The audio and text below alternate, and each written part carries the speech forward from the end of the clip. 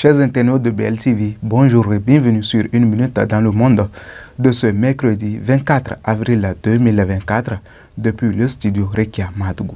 Démarrons ces informations par le Mali. Les partis politiques et associations suspendus par le président de la transition refusent de se plier. Les partis et associations signataires de la déclaration du 31 mars ont annoncé leur volonté de saisir la Cour suprême. Cette initiative vise à l'annulation du décret du président Assimi Goïta du 10 avril 2024. Il considère que le décret présidentiel qui suspend les activités des partis et associations politiques est tyrannique et liberticide. Ainsi, il sollicite la Cour suprême d'annuler cette décision du gouvernement. Pour rappel, le gouvernement malien justifie l'initiative de suspendre les activités des partis et associations à caractère politique pour des raisons de menace à l'ordre public et la sécurité. Pour cela, Bamako informe que le décret ne cible aucun parti politique en particulier. Du Mali, rendons-nous au Niger. Le gouvernement nigérien et l'entreprise canadienne GoviEx sont actuellement en désaccord. En effet, cette société canadienne avait obtenu, en commun accord avec le Niger, une autorisation lui permettant d'exploiter le gisement d'uranium de Maduela, un espace situé à quelques kilomètres de la ville d'Arlit. Sauf que depuis 10 ans après l'obtention de cet accord avec la pose de la première pierre, l'exploitation de ce site n'a pas encore commencé. Ainsi, les nouvelles autorités de Niamey ont décidé de fixer un ultimatum à cette entreprise canadienne afin de la pousser au démarrage effectif des opérations. C'est à travers un communiqué publié en fin de semaine dernière par GoviEx même que la nouvelle a été rendue publique. Selon le communiqué, les opérations sur le site de Maduela doivent commencer au plus tard le 3 juillet 2024 pour ne pas voir les autorités nigériennes lui retirer tout droit d'exploitation de ce domaine.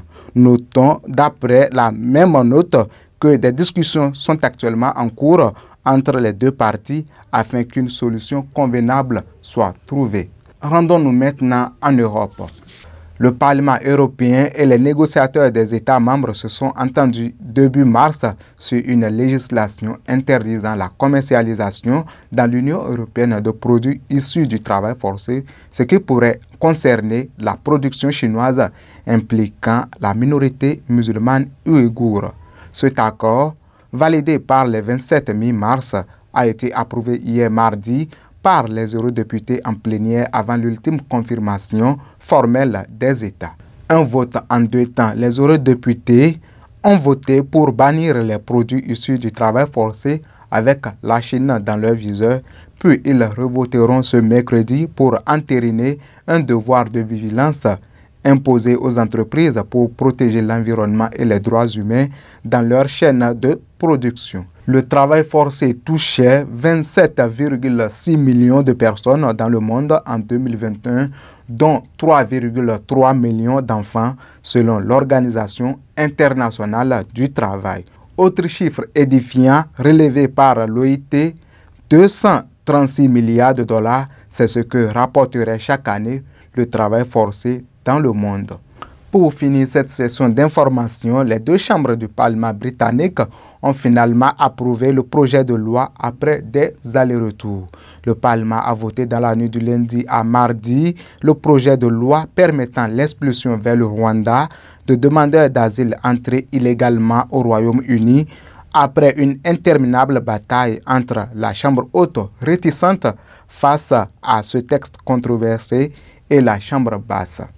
La Chambre des Lords, où les conservateurs n'ont pas la majorité, a retardé l'adoption définitive du texte en le renvoyant sans cesse à la Chambre des communes avec des amendements, lesquels étaient à leur tour systématiquement rejetés par les députés. Une manœuvre dilatoire connue sous le nom de ping-pong parlementaire. Ce sera tout pour aujourd'hui. Merci de nous avoir suivis. À demain.